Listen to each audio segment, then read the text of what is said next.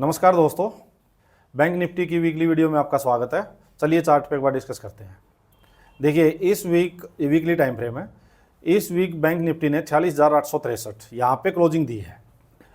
पिछले वीक की जो क्लोजिंग थी उससे बैंक निफ्टी ने 200-250 पॉइंट अपसाइड ही क्लोजिंग दी है। तो इससे हमें एक चीज़ तो क्या इंडिकेशन मिल रही है कि जो ये सेलिंग प्रेशर था ये कहीं ना कहीं अब कम हो गया है। बायर्स ने यहाँ पे अपना जोर लगा दिया है, बायर्स एक्टिव हो चुके हैं और पिछली जो क्लोजिंग थी उससे अपसाइड ही क्लोज किया है। तो एक चीज़ तो पता लग गया कि सेलर्स जो थे उनकी पावर अब कम हो चुकी है, अब बायर्स के हाथ में आ चुका है मार्केट। ठीक है, एक चीज़। दूसरी चीज़ हमें क्या देखनी है कि किस लेवल पे अभी एग्रेसिव बाइंग या एग्रेसिव कह सकते हैं कि जो डिमांड जोन था क्या उसके आसपास अभी मार्केट है और हमें यहाँ कैसे अप्रोच करना है। अब देखो प्रीवियस जो लो बना हुआ था वो ये था। मैं आपको बार बार पहले भी बताया है कि ये देखिए ये जो लो था, जब तक ये लो ब्रेक नहीं हो जाता है बड़े टाइम फ्रेम का तब तक इसमें एग्रेसिव सेलिंग नहीं आएगी।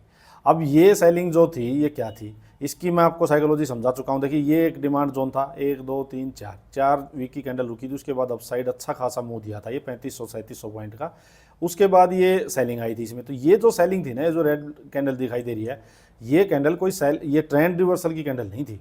ये सिर्फ ये था कि जो लोग, अगर आप भी यहाँ से प्रॉफिट करके आपने यहाँ बाइंग करके बैठे होगे 3500-3700 पॉइंट विद इन 1 मंथ आपको मिल रहा हो तो आप भी प्रॉफिट बुक करते। ये प्रॉफिट बुकिंग थी। कुछ लोग जो कि ऐसे होते हैं जिनको पैसा सिर्फ सेलिंग साइड में ही लगाना होता है, वो यहाँ पे ऑल टाइम हाई के आसपास जैसे ही मार्केट आया तो उन्होंने भी कुछ सेलिंग की होगी। तो ये कैंडल वो थी। यहाँ पे अब क्या था, प्रॉफिट बुक भी हो चुका है, छोटी मोटी जो सेलिंग होनी थी वो भी हो चुकी थी। अब मार्केट ने क्या किया, इस लो को रेस्पेक्ट करके एक और लो बना रही है। ठीक है, तो अपने डाउ थ्योरी इंटैक्ट है, ट्रेंड भी इंटैक्ट है। अब क्या होना चाहिए, देखिए सेटअप जो होना चाहिए, परफेक्ट सेटअप तो ये जाना चाहिए कि मार्केट ये यहाँ से यहाँ गई थी, यहाँ लो बना दिया। अब मार्केट हो सकता है इस हाई को रेस्पेक्ट करे, थोड़ा फिर नीचे आए और अपर साइड निकल जाए। सेटअप तो ये बनना चाहिए। ठीक है, परफेक्ट सिनेरियो बन रहा है। इसके कंपैरिजन में हायर लो भी बन रहा है। सो अब जो डिमांड जोन, जो ये डिमांड जोन था ना, अब डिमांड जोन बन चुका है ये। अब डिमांड जोन देखो यहाँ शिफ्ट हो चुका है, ये शिफ्ट हो चुका है। अब ये लो नहीं टूटना चाहिए। नेक्स्ट वीक अब ये लो जो है ये सपोर्ट का काम करेगा और एक स्ट्रॉन्ग सपोर्ट का काम करेगा अभी। ठीक है, तो ये चीज़ें आप ध्यान रखो कि डिमांड जोन कहाँ पे है एग्रेसिव और आपके सप्लाई जोन कहाँ पे है। ये चीज़ें ज़रूर से ज़रूर ध्यान रखो। अब बात आ गई कि आप जाओ इन डेली टाइम फ्रेम पे ट्रेड कैसे लेना है। देखिए ट्रेड लेने के तरीके मैं आपको बता देता हूँ। अब ये तो मैंने बता दिया कि ये डिमांड जोन बन चुका ये डिमांड जोन। ये लो था, देखो इस लो को इसने रेस्पेक्ट किया, देखो इस लो को इसने रेस्पेक्ट किया है। ये लो था, फिर हायर लो बना, फिर हायर लो बना। तो मार्केट अपने पिछले लोज को रेस्पेक्ट करती हुई चल रही है। अब देखो ये जो जब तक ये जो कैंडल्स आ रही थी, आप देखोगे एक भी कैंडल्स की जो क्लोजिंग थी वो प्रीवियस डे की कैंडल्स के ऊपर नहीं थी, हर बार नीचे क्लोज कर रहा था हर दिन। सो फर्स्ट टाइम इस कैंडल ने 21 मार्च की कैंडल ने जो ये 20 मार्च की कैंडल थी इसके ऊपर क्लोज किया। इसकी साइकोलॉजी क्या बनी कि जो बायर्स थे वो अब एग्रेसिव हो चुके हैं और सेलर्स ने अपने हाथ छोड़ दिए हैं। अब सेलर्स में वो दम नहीं बचा है।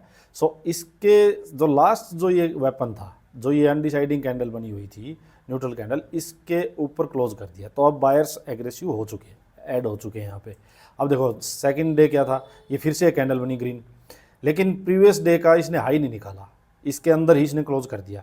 तो एक इंडिकेशन ये तो साफ मिल रहा है कि सेलर्स तो जो है ना वो तो वीक पड़ चुके हैं। ठीक है, बायर्स अभी उतने एग्रेसिव नहीं हुए हैं, थोड़ा सा संभल के पैसा लगा रहे हैं, बट हाँ मार्केट कंट्रोल में बायर्स के है, साफ बात। अब देखिए कहाँ पे पैसा कब लगेगा, एग्रेसिव बायर्स कब ऐड होंगे, जब ये जो 2 दिन का भाई बन गया ना, ये करीब 47,000 का, जब ये रेंज टॉप वाली रेंज जिस टाइम निकलेगी उस टाइम जो लोग बिल्कुल मतलब वही है कि हर चीज़ देख परख के लगाएंगे, जो बायर्स एग्रेसिव जो पैसा लगाएंगे वो पैसा लगाएंगे जब ये 47,000 का लेवल जैसे ही निकलेगा तब पैसा लगाएंगे और फिर एक क्विक अपसाइड मूव आएगा। जो फर्स्ट टारगेट इसका ये जो देखो ये जो ब्रेक हुआ था ना, मैं आपको दिखा देता हूँ, ये जो रेंज बनी थी ये वाली रेंज, ये मतलब 47,200-250 वाली रेंज, फर्स्ट मूव ये आएगा, देन 47,500 का लेवल आएगा। सो अब ये ध्यान रखना कि सेलिंग साइड में मार्केट में पैसा लगाने को थोड़ा सा बचना, और जब तक कि कोई क्लियर मतलब प्रॉपर रेंज बन के ब्रेक डाउन ना हो तब तक सेलिंग साइड में थोड़ा सा ट्रेड लेना अवॉइड करना। बाइंग साइड के ट्रेड ढूंढो और स्पोर्ट को ढूंढो। अब मार्केट क्या करेगी, जैसे ही थोड़ा ऊपर जाके नीचे आएगी ना प्रॉफिट बुक वगैरह होंगे, नीचे आते ही जहाँ भी सपोर्ट मिलेगी वहीं पे बायर्स फिर ऐड हो जाएंगे। तो अपसाइड की मार्केट में, अब ट्रेंड में हमेशा सपोर्ट ढूंढनी चाहिए, ये ध्यान रखना। अब मार्केट जो रेजिस्टेंस है उनको इतना रेस्पेक्ट नहीं करेगी, रेजिस्टेंस पे क्या होगा, ज़्यादा से ज़्यादा थोड़ी प्रॉफिट बुकिंग कराएगी और थोड़ा होल्ड करेगी, रेंज बनाएगी और उसको ब्रेक करती जाएगी। सो आपको ये ध्यान रखना है कि मार्केट जहाँ रेजिस्टेंस के पास होल्ड करे और उसको ब्रेक करे तो आपको बाइंग साइड का ट्रेड लेना है, ये ध्यान रखना। ये नहीं करना है कि रेजिस्टेंस के पास जाते ही और आप सोचो रेजिस्टेंस आ गया और आप फिर सेलिंग साइड का ट्रेड में घुस जाओ। अब मार्केट आपको स्टॉप लॉस देती रहेगी, ये ध्यान रखना। अभी आप स्पोर्ट की साइड ज़्यादा ध्यान देना, जहाँ स्पोर्ट पे रेंज बना के अप साइड ब्रेक करे आप बाइंग साइड का ट्रेड ढूंढना, ठीक है, क्लियर कट। तो ये एक राइट अप्रोच है अभी मार्केट को ट्रेड करने की। और मार्केट में कैसे अपने अब ट्रेड लेना वो मैंने बता दिया है। अब 47,000 का लेवल जो है वो बहुत ही इंपॉर्टेंट लेवल हो चुका है, जब ये निकलेगा तो एग्रेसिव बाइंग स्टार्ट हो जाएगी। डाउन साइड में ये जो 2 दिन की कैंडल जो बनी हुई है इनका लो 46,500, ये इंपॉर्टेंट सपोर्ट हो गया आपके लिए। जब ये 46,500 का लेवल टूटेगा तो नीचे फिर 40,000 तक फिर से रिटेस्ट करने आ सकती है। बट जो जोन जो बना हुआ है कि एग्रेसिव जहाँ से सेलिंग आएगी वो ये 45,800, ये वाला जो लेवल है ना, ये लो इस लो के से ना टूटने तक अभी आप एग्रेसिव सेलिंग मत करना, ये बात बिल्कुल ध्यान रखना, एग्रेसिव सेलिंग मत करना। और बाइंग का जहाँ भी सपोर्ट मिले आप बाइंग के ट्रेड ढूंढना। सो ये हमारा एनालिसिस है।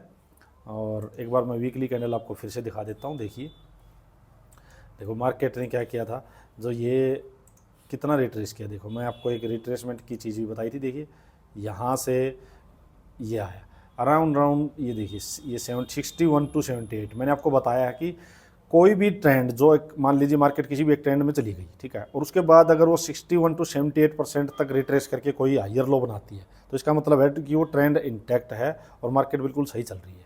तो वो जस्ट एक प्रॉफिट बुकिंग वगैरह थी।